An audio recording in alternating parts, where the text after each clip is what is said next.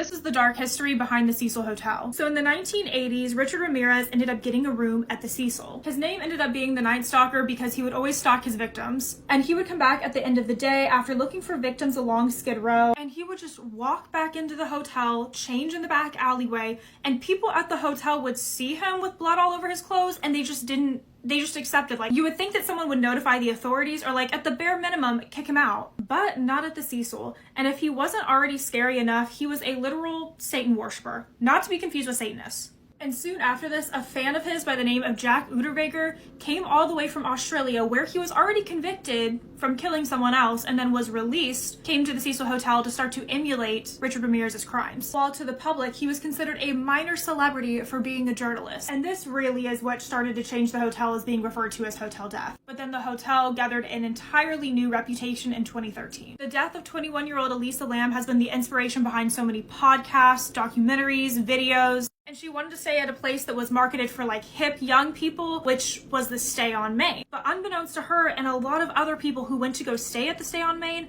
the Stay on Main was just the Cecil Hotel rebranded. A very eerie video of her came out on an elevator soon after she went missing, which is what brought so much attention to this case. And soon after, she was found dead in the water tower of the hotel after people in the hotel had been drinking that water for days. But there's still so many sinister details surrounding this hotel, and it also mind boggles me, how could all of this just happen in one spot? Is there something more evil or malevolent going on? I had the opportunity to go to the Cecil Hotel to see if there were some answers. It is by far the most terrifying video I've ever made, and I was a little scared to upload it, but it's on my YouTube.